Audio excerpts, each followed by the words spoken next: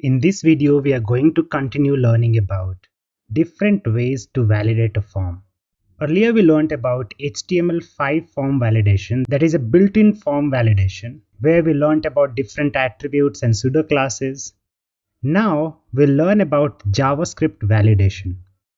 JavaScript validation is a bit harder to implement, but we can take control and customize every element in whatever possible ways we want to enhance the user experience. So here the way I want to display the error message is by showing it just below each input element, and if the input element is valid, it will have a green border, and if it is invalid, it will have a red border. Let's see how we can control this. So before going on and implementing validation, let's look at the structure of HTML.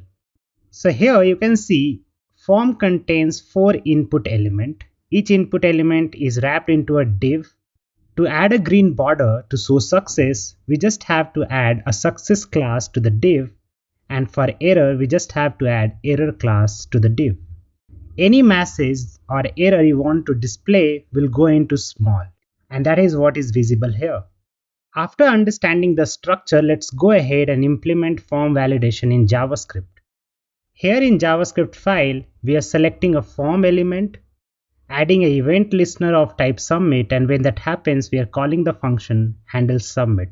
HandleSubmit gets access to event object, and we are just saying console.dir event.target. We are using dir to show the element in object form. Let's go ahead and try to look at the event object. And here we can see the form object. Each form object has a special attribute called elements. Elements contain all the input element inside that form. So you can see we have 4 input element and a button element. Using the name property on input element, you can name them so it becomes easier to access them. What we are going to do is to implement form validation only on username, and similarly you can do it on other input elements. So let's first define the rules for that. So the rules for validation is it cannot be empty, it will have minimum of 5 characters, and it should always contain at least one number. So let's see what are the valids and what are the invalids. When we say something like hello, it's invalid because it doesn't contain a number element. I can say 1 to 3 and it becomes valid.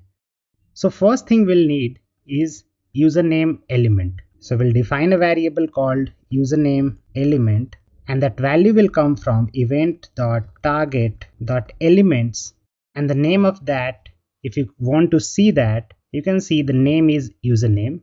So we'll access the username property from here. If we want to check, we can say console.log username element. We'll refresh it, click on submit, and here we can see the username element. To access the value inside username element, we can just say value, press submit, and here we can see the value hello. Once we have access to the element and value, we can implement these conditions.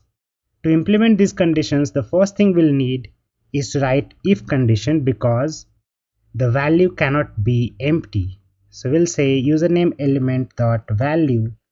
If it is equal to empty string, it means it is going to be empty, and it will show some error message.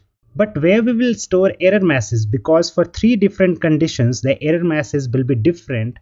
So for now, let's just define a variable called username error that will be empty in start, and as soon as it is empty, we'll say username error is equal to can't be empty. So this is the first check. Let's try to test it if it works or not. Right now it will not work, and the reason because we are just updating the value of username error, but we are not displaying it anywhere. So to display the error message, what we are going to do is to select this element, and whatever error message is visible here, we will display that there. To select that element, we can say username element dot next element sibling. To check it, let's go ahead and console log it. Refresh it here, click on submit, and we can see that we have selected small element. We'll remove console log, and here we'll say dot inner text is going to be username error. Let's see if it works or not. Right now there is no error message, but we are not entering any value and clicking on submit. As soon as that happens, you can see the error message that is can't be empty is showing here. So the first check is working for us. For next check, what we can do, we can just write multiple else if statement, and here the second condition is minimum 5 character. So we'll get this value and the length of the value. If it is less than 5, we need to update the error variable and we'll say can't be less than 5 characters. Let's check it again. We'll say hello, here is only 4 characters, HELL. Click on submit and we can see can't be less than 5 characters. If we remove it, we can click on submit and it says can't be empty. So we are changing the error message based on the condition. We'll move on to the last condition that says must contain at least one number.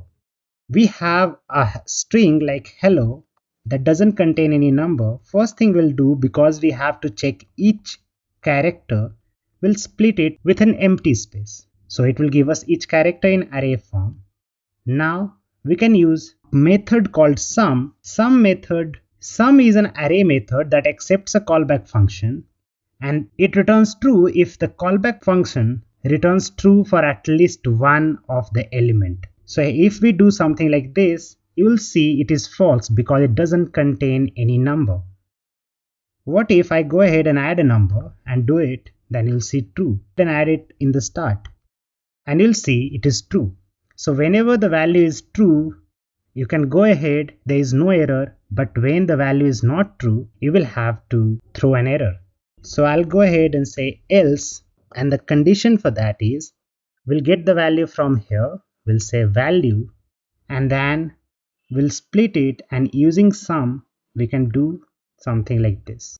I know it is looking a bit more awkward, so the way to do this would be to make a function outside.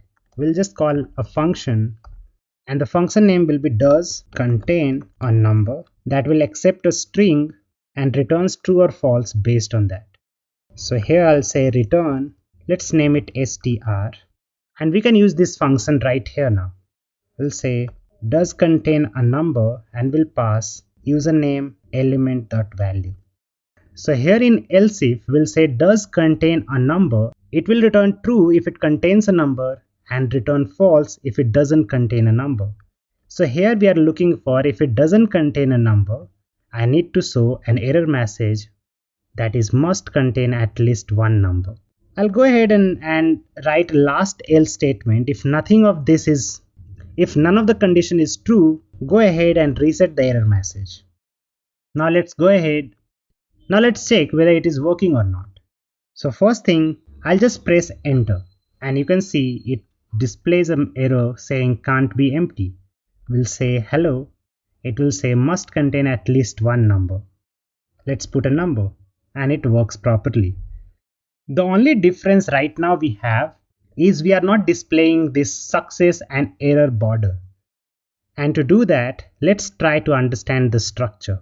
So if it is success, we need to add, if this is success, we need to add a class of success to the parent, that is div. And if it is an error, we need to add a class of error like this to the parent. So let's get access to the parent element and we'll say let parent element is equal to username element dot parent element. Now in any of these conditions, what do we want is to add error. So we'll move this on the top. If it is an error, first update the error message. Along with that, you also need to say parent element dot class list dot add. We need to add a new class called error. Similarly, we'll do that in this case also, in this one, and in this case all we need to do is to add success and remove error. Let's see if it is working or not. So first is I'll press enter and you can see it became red. Type hello and press enter and it will become red and it says must contain at least one number. Make it 1, press enter and it becomes green. So in this way we were able to validate the form and customize it the way we want. So in this way you can enhance the user experience by creating custom validation showing custom error messages. This way we learned about multiple ways to handle form validation in JavaScript and HTML, and we also learned the pros and cons of each of them.